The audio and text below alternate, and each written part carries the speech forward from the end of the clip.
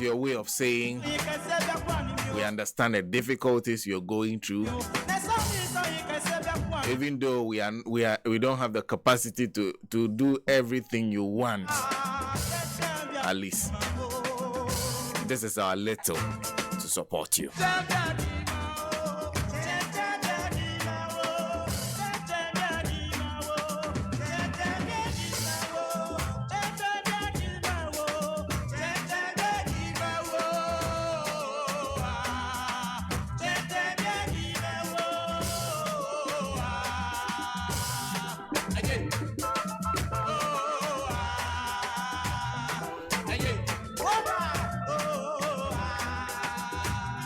Of course, when it comes to the biggest response we've been expecting, I don't think anybody has the capacity of the government. So we've all been looking up to the government to show us the way how because the government acts on behalf of the collective. That's how come we pay taxes to them. That's how come they've been taking e-levy from us. They've been increasing VAT and everything, so that when days like this come, on behalf of all of us, they act to ameliorate the difficulties that the people face. So we've been expecting something big from government. We've been waiting for it, because so far we haven't seen that comprehensive response that we're at least to deal with the matters of relief. How do we relieve the people of the difficulties that they confront currently? I'm talking about the disaster on the Lower Volta Basin. There's the upstream issues, which I see that NADMO is sending some relief items, trying to tell us that we are politicizing what is happening on the Lower Volta Basin. I heard that whole address from the NADMO boss, who is telling the people upstream, I think in Buipe, that we've brought you relief items, so don't be like the people on the Lower Volta Basin. They are politicizing what is happening there. That is an unfortunate comment, to say the least. It's an unfortunate comment, to say the least. First of all, everything is a subject of politicization. Where there's a competition for limited goods, there will be politics, because we all want some. So you make a case for it. So your understanding of politics is narrow, first of all. So I don't know, but that was unnecessary. Like I said, it was unfortunate. But we've been expecting the state to step in and do what everybody expects of them. Well, so I'll take you to the information ministry. And I think this is about 2 days old, because they did this on 24th October, an update. And if you go to their Facebook page, update on government relief efforts after Akosombo Dam spillage. And this is what they have to say. And remember, they have set up a whole interministerial committee. Interministerial committee means they have brought the big men together and put them together into one group to try to solve the problem. But as you can see, if you're watching us on Facebook, we are displaying our flyer. We are circulating our flyer. There's a number on it in case you are unable to bring items here. You can also donate the small you have to support us. The number you can send your support to is 0550 573014. 0550 573014. You can send your support to that. The little you can send to support us. Well, this is the information ministry. To ensure that these individuals are safe. Today, we are bringing you updates on government relief efforts to talk about all the humanitarian activities that are taking place between the Volta River Authority and the National Disaster Management Organization. And I believe in subsequent briefings, we will convene to talk about other relevant subject areas with persons who are properly authorized and have information to share same. Ladies and gentlemen, I also want to use this opportunity to express our sympathies to all affected persons. We know our brothers and sisters are dealing with so much in these difficult times, and we can only assure them that if you don't see the full complement of VRA management and board and the full complement of NADMO in this room, it is only because they are still on the field making sure all the measures that government has put in place are working. As you are aware, and as expressed by the President of the Republic, government takes full responsibility to restore the communities to ensure that people are safe. And that is exactly what VRA and NADMO have deployed personnel to make sure we reach that. I am also aware that some well-meaning Ghanaians and private organizations have also joined hands to bring relief to some affected communities. This is a very beautiful thing, as it reaffirms what I believe as the Ghanaian spirit, that at every point in time, if we are faced with any challenge, Ghanaians come together to make sure our compatriots, our brothers and sisters, receive help and they are safe. Notwithstanding these complementary efforts, government has constituted an interministerial committee launched by the President and chaired by the Chief of Staff of the Republic, Honorable Mrs. Akosombo Frema Opare, who is also putting measures in place to draw from all government agencies and institutions that have stakes in these communities, like the Ministry of Education, to assess and also know the nature of rehabilitation that will be required in the various schools. Drawn from the Ministry of Sanitation and Water Resources is a Water Resources Commission to check the level of contamination and how we can restore water resources in these affected communities. We also have the Ministry of Health and Ghana Health Service, who are on ground to ensure we don't have any disease outbreaks and also provide primary care to the people. Ladies and gentlemen, today we have the Deputy Chief Executive Officer of the Volta River Authority, Engineer Edward Obinkenzo, to provide updates on the humanitarian efforts that VRA has undertaken, and also to take your questions in that regard. But before I yield to him, I would like to acknowledge all the media houses that are picking this program live, and also to use the opportunity to launch the National Emergency Contact Center, which is set up by the National Information Center under the Access to Information Division of the Ministry of Information, and to share the contacts once again so that persons in affected communities can reach out and share their feedback with government for the necessary actions to be taken with dispatch. If you are watching this briefing or listening to us from the comfort of your homes or offices, I believe you joined us on one of these stations. In Accra, we are live on GTV, City TV, Adom TV, Adom FM, Asasi Radio, ABC News GH, and also streaming on Facebook at Ministry of Information. In the Volta region, we are live on Delali Radio at Adidome, Freedom FM at Sogakope, Tosh TV, Ho. Emergency Contact Center, facilitating.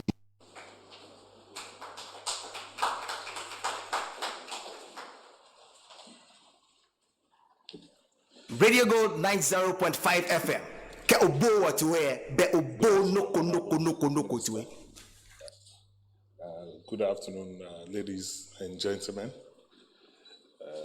Good afternoon to our friends from the media.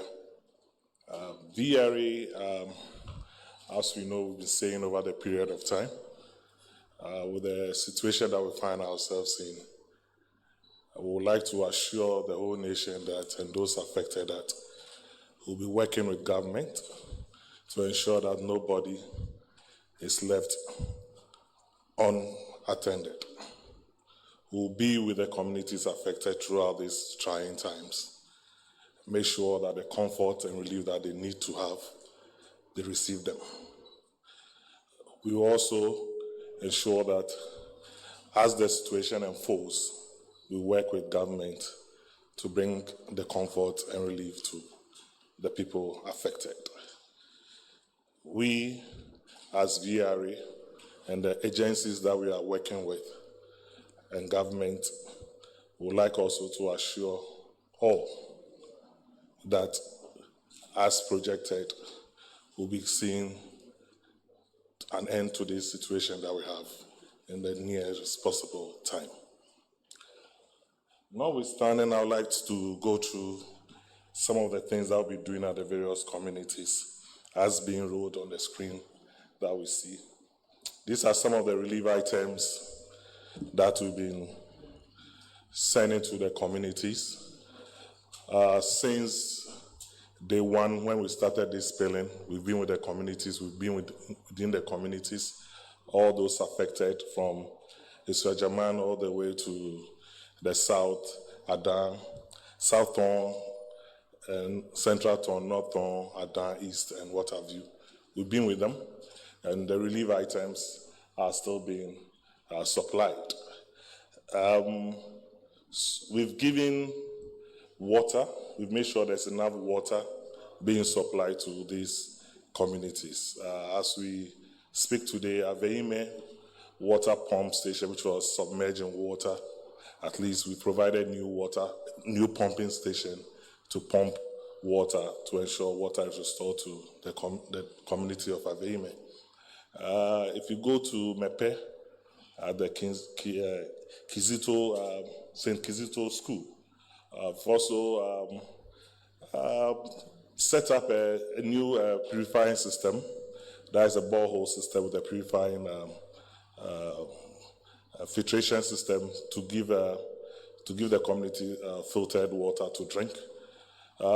As at Sunday, working with ECG, we've restored electricity to the St. Kizito School. Another 3 affected, 3 safe havens in the Mepe community. Today, because transportation across the Mepe area is a bit difficult, we constructed a new road from Mepe to Bato to allow access into Mepe. That road is about 5 kilometers. That one is also done. Our hospital department, in conjunction with the Ghana Health Services in the various districts, we supplied almost 1.5 million Ghana cedis worth of drugs to the communities. We have our environmental department who are also in the communities working with the people affected. As said, we'll continue to make sure we bring this relief to the doorsteps of all those affected, those in the safe havens and those staying with the friends and relatives. Our hospital team is also in the community helping with the health concerns and trying to bring relief to those people affected in this situation that we find ourselves. Water tanks has also been supplied to the communities.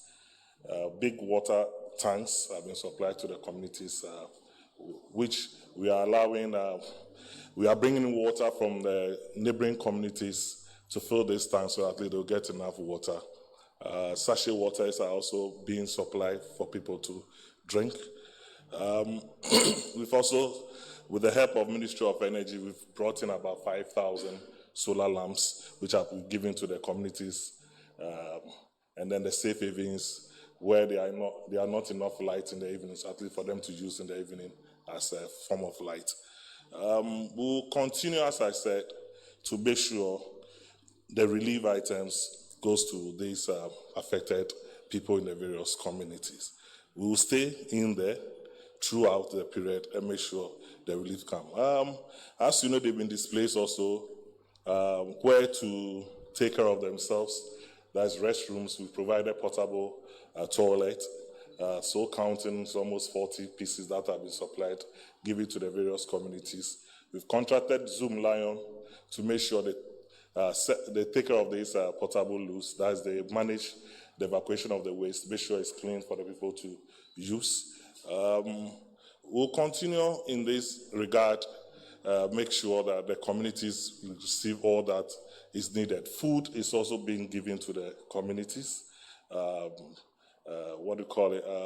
ingredients needed to cook is given to the communities who they form themselves into groups to make sure they cook and take care of themselves. Last Tuesday, we also went through the community to find out what additional things that they really need, which we're also compelling to send more of mosquito nets and what have you. Those ones also started going as I speak today. Some of our directors who are working on the ground are making sure these items go to the various communities. We'll continue to do this and make sure that the relief that the communities need, they get it, and make sure also they return back to their normal life, restore their livelihood that they've suffered as of today, and work with government and ensure that whatever restoration needs to be done will be done accordingly. I would like to thank you all for being here and appreciate your presence. Thank you.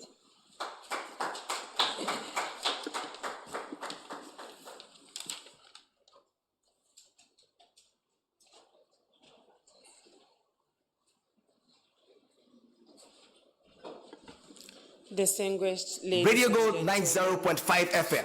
Ke obo watu we be obo noko that have been done by the Volta River Authority that the Deputy Chief Executive has taken us through. Please, if you have any questions relating to these efforts, you have some insights in some other places relating Radio Gold 90.5 FM. Ke obo watu we be obo noko tuwe. So from listening to what you just heard from the Volta River Authority, it looks like all the attention is on the Volta River Authority. Question is, where's the ministerial firepower that we expected? Remember, there was a whole interministerial committee, and lawyer, please take a seat and go through that list for me again. They put together a whole interministerial committee.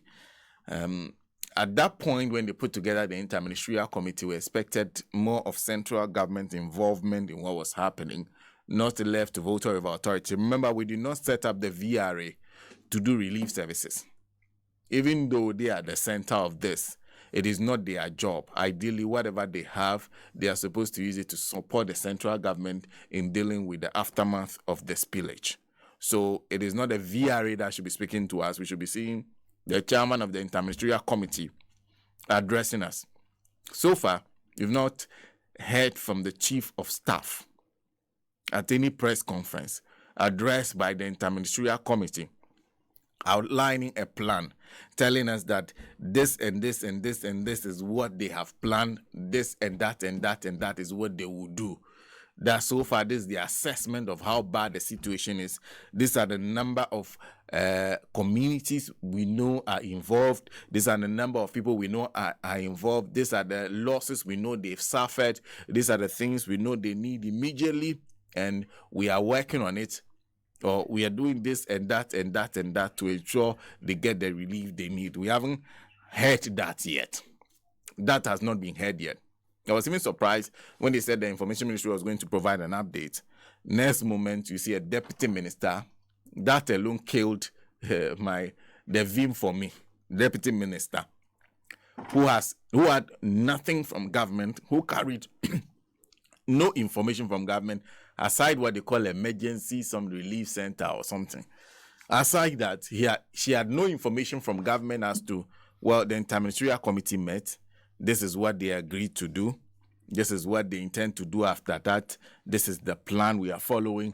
We will do this, and then we'll do that, and then we'll move from this, and then we'll go to that. That we didn't hear at that press conference. It's quite disappointing because we've been expecting, in fact, they've had some time. The president went there, I think about a week or something ago.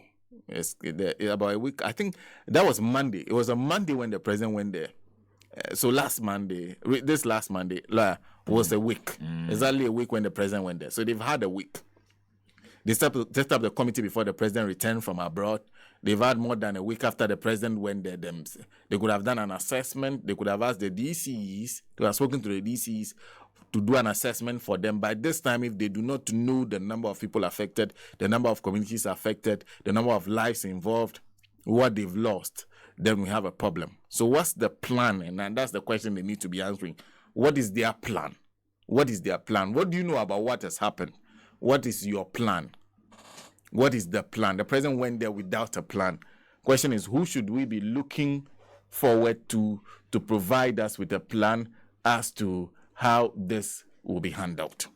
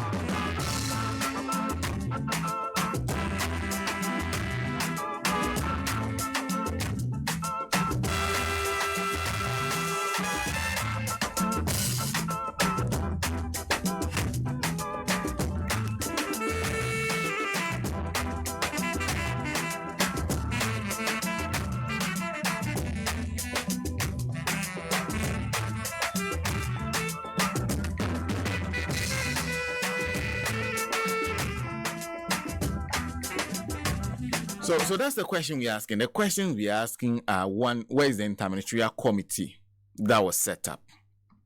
Okay. What is it doing? When was the last time they met?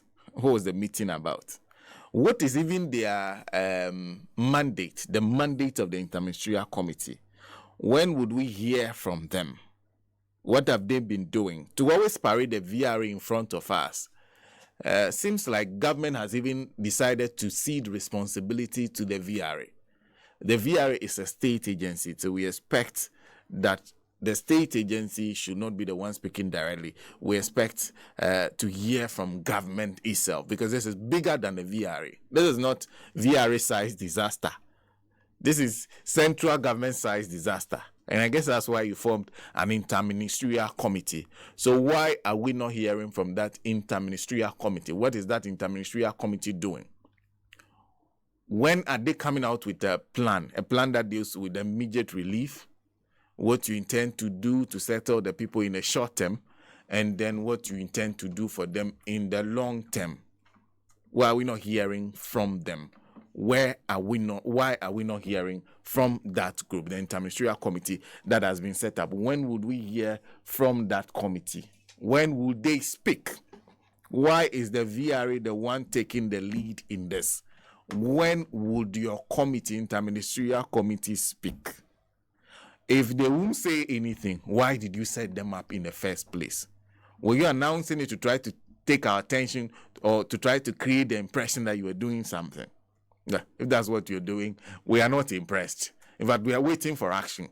We want to see some more action. And if you're doing a press briefing, we expect to see the information minister himself. We expect to see the chairman of the committee, the chairperson of the committee, that's the chief of staff. We haven't heard a word from her. Not a word from her telling us the plan. President went there without a plan. Still, you have not given us a plan.